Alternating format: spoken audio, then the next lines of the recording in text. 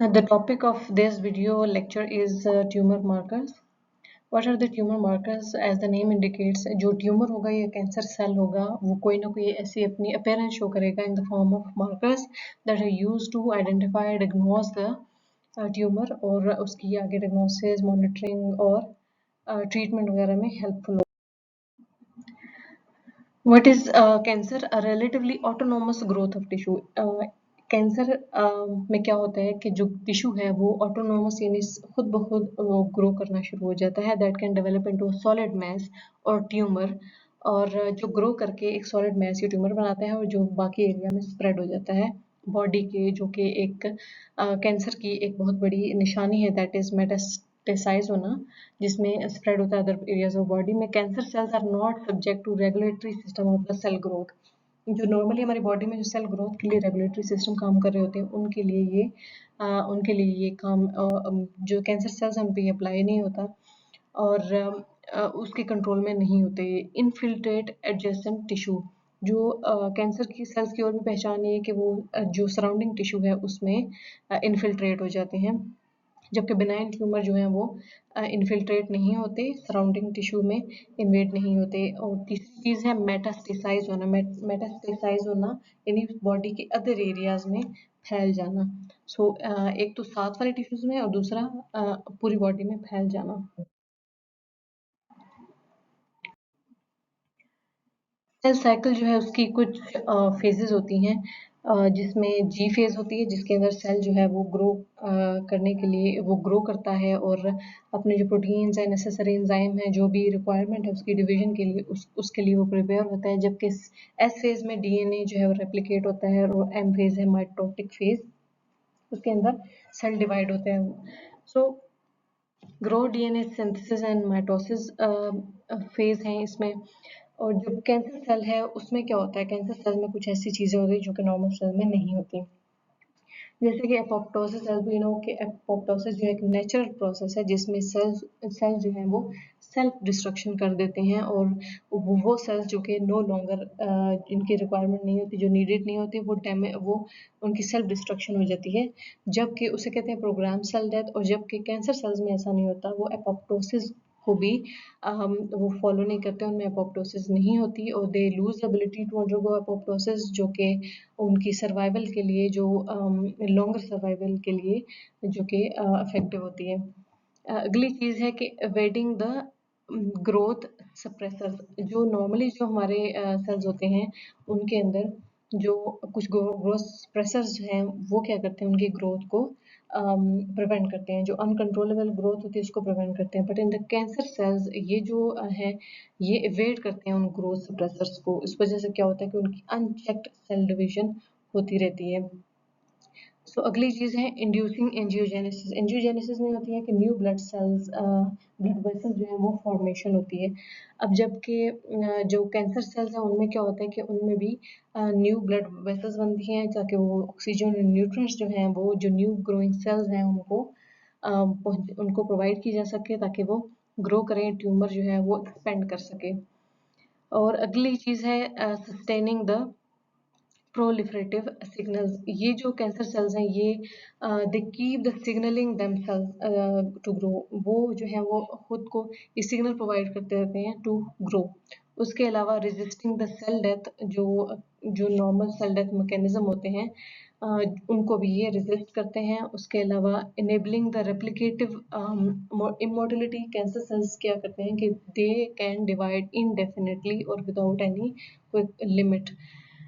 उसके अलावा activating the invasion and metastasis. इसमें क्या होता है कि इन्वेजन और मेटास्टेसिस को कैंसर सेल्स हैं they can spread to other part of the body और ये एक्टिवेट करते हैं इस प्रोसेस को. ट्यूमर मार्कर्स क्या है? Tumour markers are the biochemical indicator of the presence of the tumour. अब ट्यूमर जो अपनी प्रेजेंस किस तरह शो करेगा? By the tumour markers.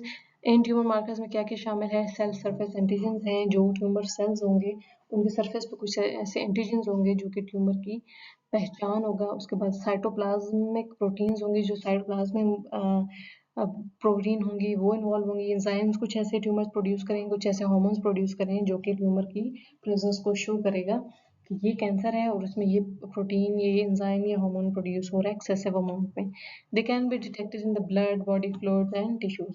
वो आइदर चाहे वो ब्लड से हो, चाहे जो बॉडी के फ्लूइड्स हों, जितने भी बॉडी में बाकी फ्लूइड्स प्रोड्यूस हो रहते हैं, उनसे डिटेक्ट किए जा सकते हैं, जैसे CSF है, जैसे और भी बॉडी के फ्लूइड्स होते हैं, और टिश्यूज जो हैं वो उनसे भी आइडेंटिफाई किया जा सकता है।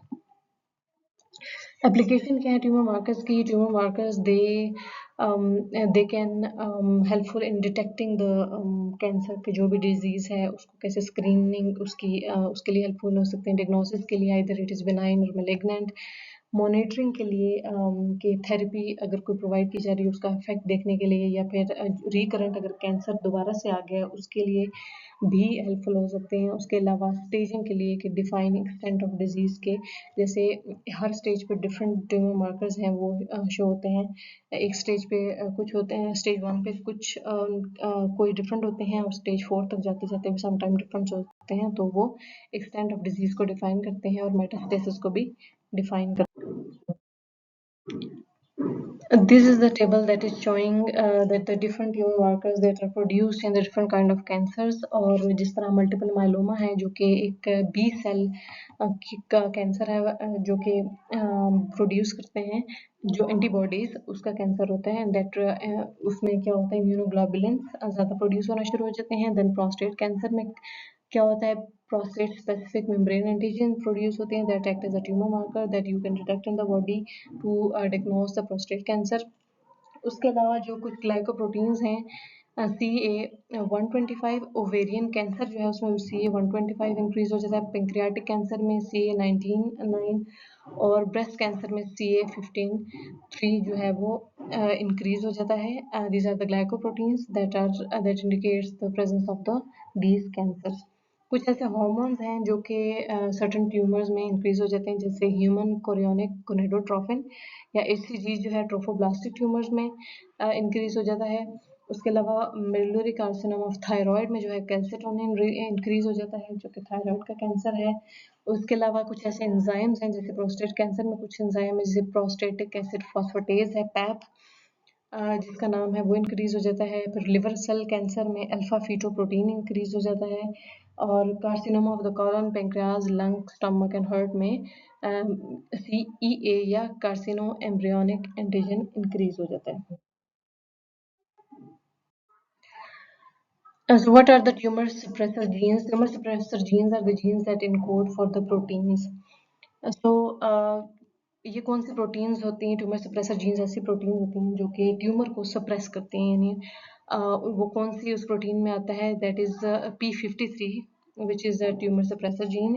इसका काम क्या होता है? It involves in the normal protection of cell from unregulated growth by cell cycle arrest and induce apoptosis. इसके दो काम होते हैं, एक तो या तो ये सेल साइकिल अरेस्ट कॉज करा देता है या फिर एपोप्टोसिस, so that जो है वो ट्यूमर सप्रेस हो जाए। If mutated it may lead to cancer of colon, brain, lung and liver. So अगर इसमें म्यूटेशन आ जाए तो फिर ऑब्वियसली जो अनरेगुलेटेड ग्रोथ हो जाएगी और उसके बाद क्या हो जाएगा, ये जो ऑर्गन्स हैं इनका कैंसर हो जाएगा।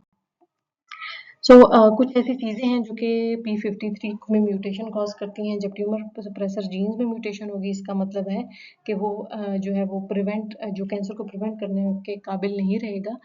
एफ्लाटॉक्सिन बी है जो कि कुछ ऐसे ये टॉक्सिन्स हैं जो कि प्रोड्यूस होते हैं दैट आर पोटेंट कार्सिनोजन है, और चाइना और अफ्रीका में कॉमन है, और they cause a mutation of P53 gene leading to liver cancer।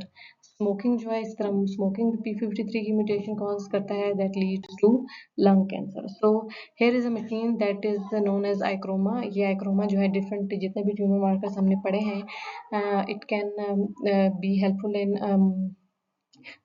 Detecting these tumor markers in the blood sample, tissue fluid जो भी है उसमें क्या होता है कि इस मशीन के अंदर ये जो किट है इसमें फ्लूइड को ऐड किया जाता है, चाहे वो ब्लड हो चाहे वो कोई भी फ्लूइड हो, उसमें ऐड करके इस मशीन में इंसर्ट किया जाता है, और इसमें टेस्ट को सेलेक्ट करने के बाद जो है वो उसकी वैल्यू दे देता है कि जो भी आपने जिसको भी डिटेक्ट करना हो, जिस ट्यूमर मार्कर को, उसकी वैल्यूज आ जाती हैं।